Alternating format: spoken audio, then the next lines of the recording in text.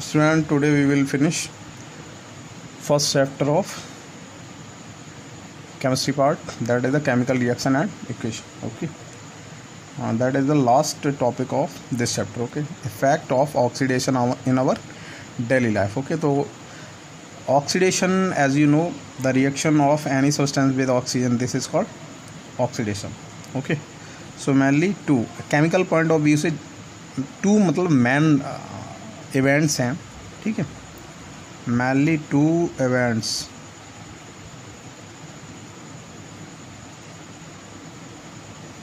happen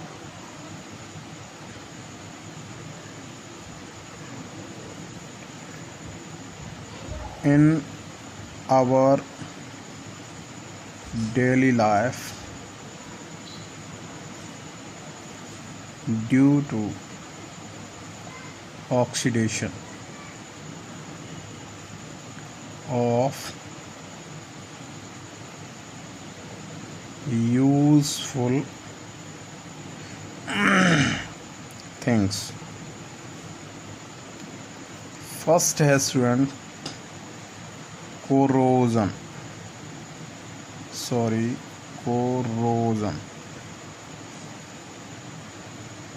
extremely sorry, इसका spelling student miss हो रहा है. corrosion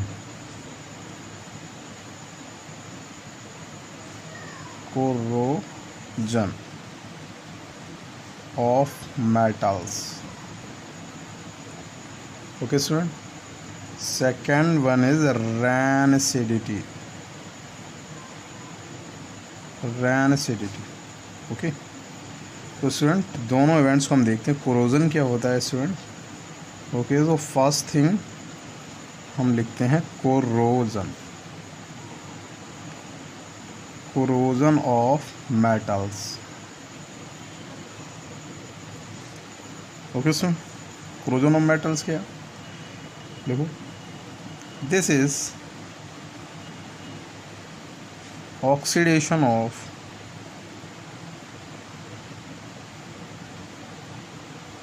metals in presence of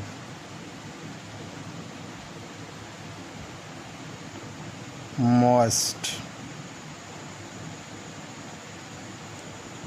Okay, by which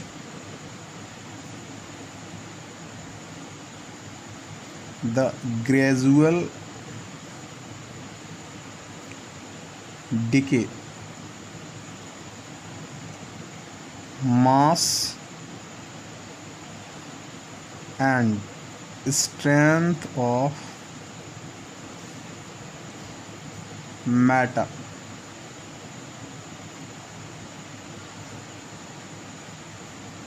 called as corrosion of metals. Okay student, ये क्या होता है, जो हमारे मेटल्स होते हैं, ठीक है, वो ऑक्सीजन के साथ रिएक्ट हो जाते हैं, तो उनके साथ क्या होता है कि उनका मास डिके होता है और उनकी जो स्ट्रेंथ होती है वो लॉस होती रहती है. मास भी लॉस होता रहता है और स्ट्रेंथ भी, मजबूती भी ख़त्म हो रहती है. This is called corrosion of metals. तो डिफरेंट मेटल्स का डिफरेंट टाइप की केमिकल रिएक्शन होता है. तो basically it is the type of a chemical reaction. तो जैसे अगर कॉपर का अगर स्टूडेंट हम कोरोजन देखें कॉपर, तो कॉपर क्या करता है, ऑक्सीजन के साथ रिएक्ट करके स्टूडेंट ये क्या बना लेता है, ये बनाता है आपका CO2O, ये कंपाउंड बनाता है. जैसे तो इसको बैलेंस करेंगे स्टूडेंट, तो हम यहाँ पे 2 लगा देंगे और यहाँ पे हम क्या करेंगे, इसको बैलेंस करने के लिए क्या करेंगे, हमने इसको 2 ऑलरेडी है ऑक्सीजन, तो यहाँ हम ऑक्सीजन को 2 करना है तो हम यहाँ 2 कर देंगे, तो ये ऑक्सीजन का यहाँ हमारा कॉपर हो जाएगा स्टूडेंट 4. तो बेसिकली ये अगर कॉपर का कोरोजन देखा जाए तो ये आपका बनेगा, ठीक है, इसको बोलेंगे स्टूडेंट, क्या बोलेंगे, इसको बोलेंगे क्यूप्रस ऑक्साइड. ओके, ऐसे स्टूडेंट एल्यूमिनियम का भी होता है,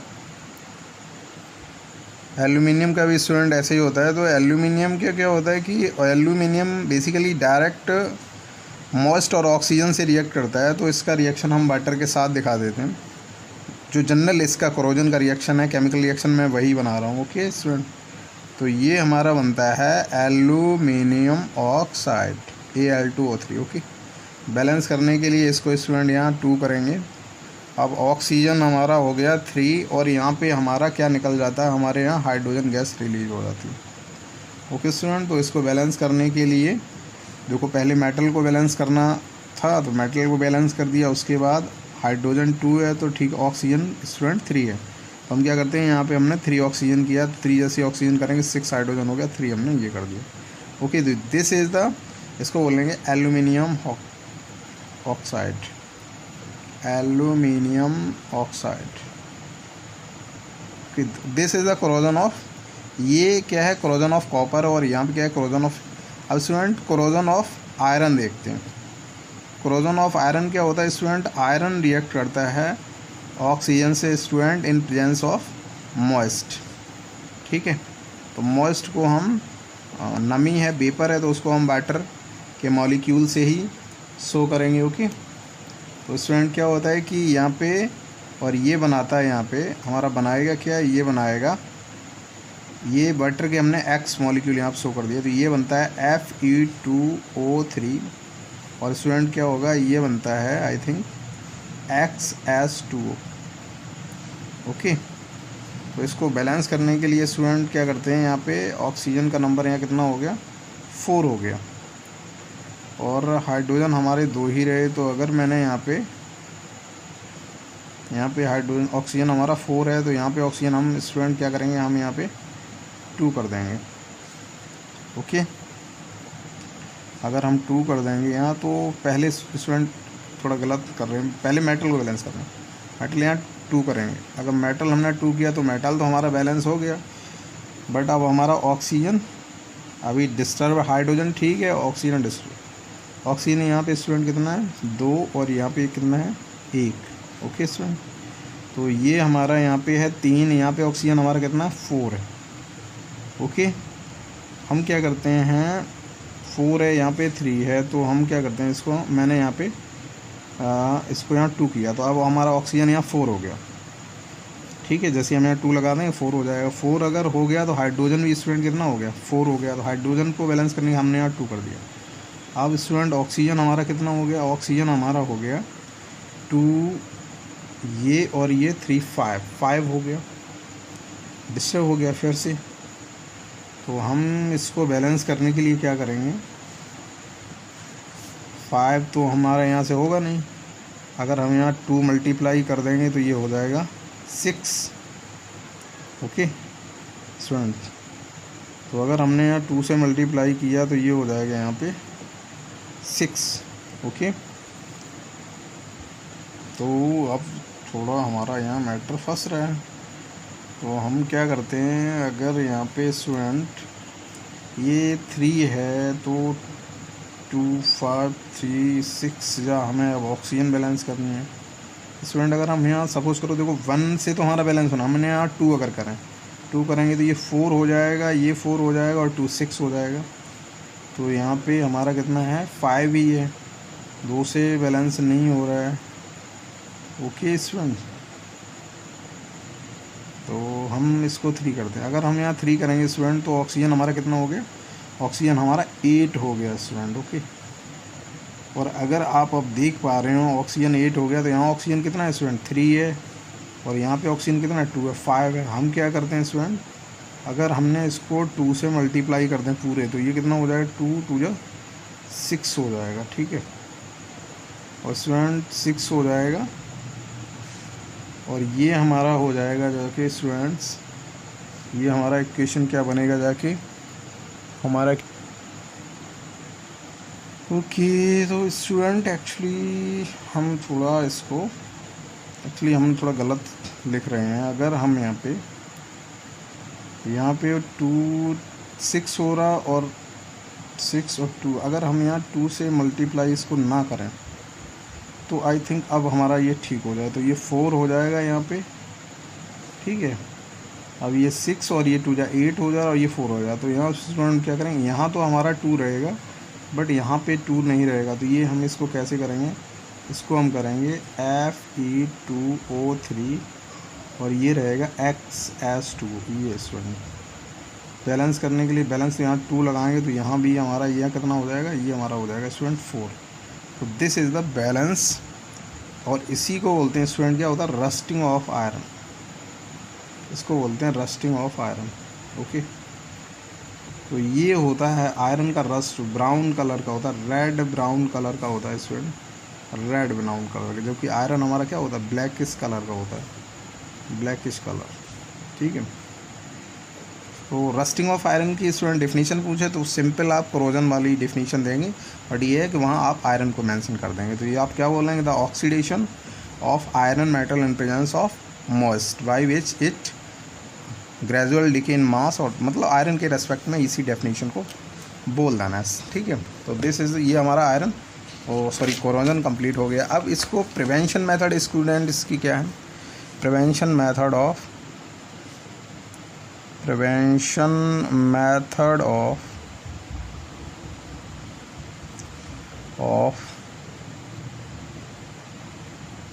prevention method of corrosion.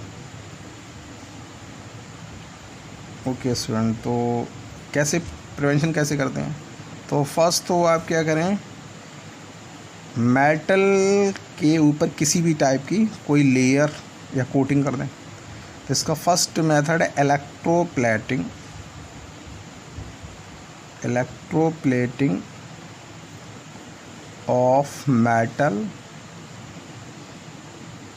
Electroplating student क्या होता है, इलेक्ट्रोलिसिस के थ्रू जिस मेटल को हमें सेव करना है उसके ऊपर किसी अदर मेटल का जिसका डिके नहीं होता उसका मेटेलिक कवर चढ़ा देते हैं। ठीक है, तो ये एक्चुअली एक इलेक्ट्रिसिटी का यूज़ करके एक प्रोसेस होता है।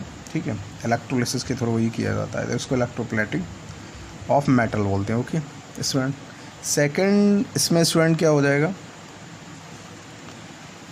मेटल के ऊपर ग्रीस या ऑयल चढ़ा दें, अप्लाइंग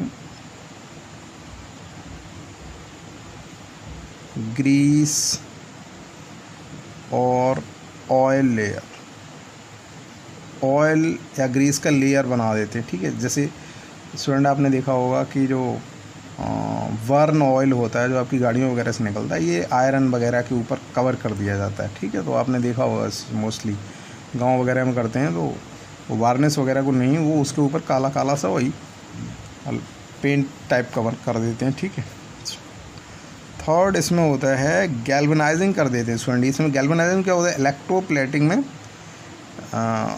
डिफरेंट टाइप की मेटल यूज़ करते हैं। गैल्वेनाइजिंग में जिंक की लेयर को यूज़ करते हैं, जिंक की लेयर चढ़ा दी जाती है, गैल्वेनाइजिंग, गैल्वेनाइजेशन। ठीक है, अप्लाइंग, इसी को बोलते हैं applying zinc metal for it, galvanising में जिंक मेटल का स्टूडेंट यूज़ किया जाता है। ओके, तो ये सारे डिफरेंट टाइप के प्रोसेस हैं जो आप prevent. One more student,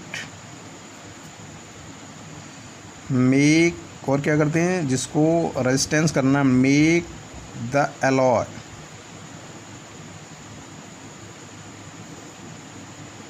of that metal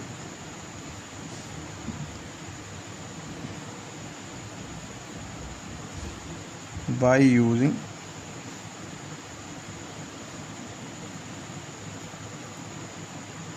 nickel and chromium।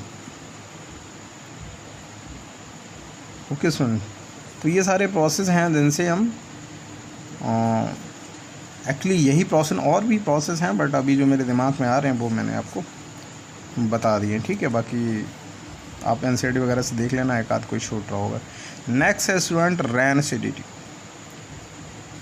Rain acidity, तो स्टूडेंट रैन एसिडिटी क्या होता है वो आप देखिए। स्टूडेंट ये क्या होता है, देखो ये क्या होता है, it is the oxidation of, क्योंकि ऑक्सीडेशन का प्रोसेस ये भी, it is the oxidation of fat and oils of food items. जो हम खाना हमारा बनता है स्टूडेंट, उसमें जो फूड आइटम होता है उसमें ऑयल या फैट हम यूज़ करते हैं, उसका ऑक्सीडेशन हो जाता है, ठीक है, बाई विच। तो इससे होगा क्या, by which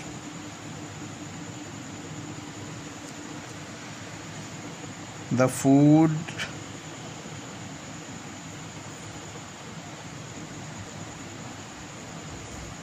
is spoiling, spoil खराब हो जाता है, एंड प्रोड्यूस अनप्लीजेंट स्मेल, गंदी सी smell, unpleasant smell. Okay, this is called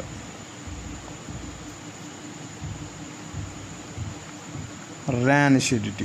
rain acidity बच्चों, तो जो हमारा फूड आइटम है उनमें जो ऑयल वगैरह है उसका ऑक्सीडेशन हो जाता है, जिससे वो क्या होता है, फूड स्पॉइल हो जाता है, ख़राब हो जाता है, और उससे अनप्लीजेंट स्मेल निकलने लगती है। इसी को बोलते हैं रैन एसिडिटी, ठीक है। तो इसकी भी स्टूडेंट हमें क्या प्रिवेंशन और इसके देखने, इसको कैसे प्रिवेंट करते हैं, तो सेम थिंग यही, ठीक है। Prevention method for rancidity, इसके भी प्रिवेंशन मेथड ही देखने for rain acidity, rain acidity. Okay student, okay student, तो फर्स्ट मेथड है इसमें एडिशन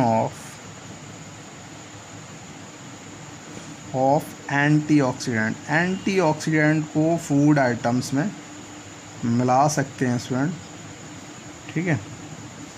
तो आप फूड आइटम में by addition of antioxidant, antioxidant को आप मिला सकते हैं। कौन कौन से होते हैं स्टूडेंट? फर्स्ट होता है BHA, इसको बोलते हैं ब्यूटाइलेटेड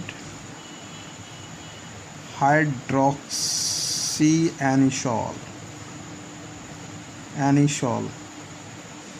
एक होता है student BHT, butylated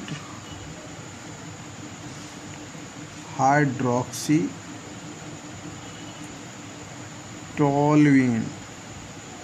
okay student, तो ये हम इनको यूज़ कर सकते हैं। ओके, सेकेंड स्टूडेंट हम क्या कर सकते हैं, ठीक है,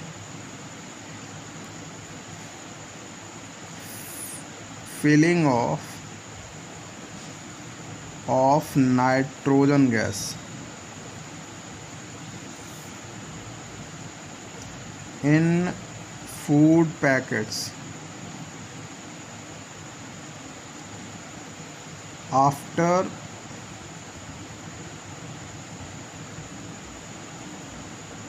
क्रिएटिंग वैक्यूम।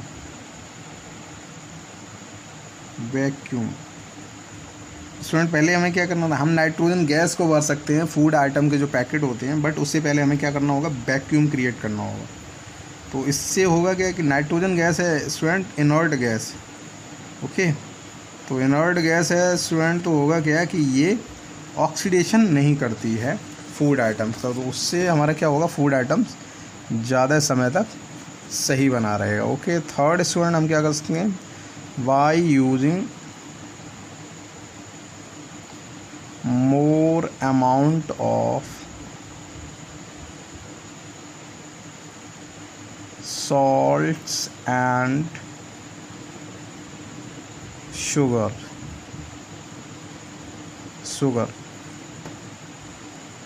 जैसे स्टूडेंट आपका पिकल वगैरह होता है, तो फूड आइटम तो वो भी है, ठीक है, तो बट ये पिकल वगैरह में, पिकल और आपके जो भी जैम वगैरह हैं उनमें क्या करना है, सॉल्ट और शुगर का ज़्यादा अमाउंट यूज़ कर देते हो। तो इससे क्या होगा, स्टूडेंट कंसंट्रेशन जो भी आपका मिक्सचर उसका बहुत ज़्यादा हो जाएगा। तो अगर बैक्टीरिया वगैरह का इफेक्ट होगा तो बैक्टीरिया वगैरह की हाइड्रोलिसिस कर देगा, ठीक है। हाइड्रोलिसिस नहीं करना चाहिए, उसकी ऑस्मोसिस कर देगा, सॉरी ऑस्मोसिस कर देगा, मतलब बैक्टीरिया वगैरह को उसका जो वाटर है उसके अंदर से मॉइस्ट है वो निकाल देगा, ठीक है। तो उसका जनरेशन और फर्टिलाइजेशन है वो स्टॉप हो जाएगा। ओके, और नेक्स्ट मेथड और देख लेते हैं student. Put the food items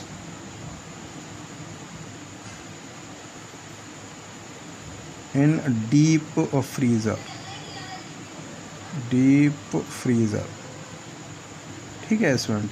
अगर डीप फ्रीज करते हैं तो आपको पता है आप घरों में यूज़ है रेफ्रिजरेटर होते हैं, ठीक है। फ्रीज़र या रेफ्रिजरेटर भी बोलते हैं, रेफ्रिजरेटर्स में यूज कर सकते हैं, ठीक है। तो ये सारे स्टूडेंट हैं, तो ऑलमोस्ट स्टूडेंट आपका फर्स्ट चैप्टर फिनिश हो गया कम्प्लीटली। ओके, अब कुछ क्वेश्चन हम कल ढूंढ लेंगे आपके, क्योंकि आपका MCQ टाइप का रहेगा। तो योर फर्स्ट चैप्टर है फिनिश, उसके बाद कुछ 10-15 MCQ करा देंगे, ठीक है। उसके बाद ये चैप्टर आपका कम्प्लीटली फिनिश हो जाएगा। नेक्स्ट टाइम से आपका आफ्टर टुमारो हम सेकंड चैप्टर स्टार्ट करेंगे। Okay, thank you.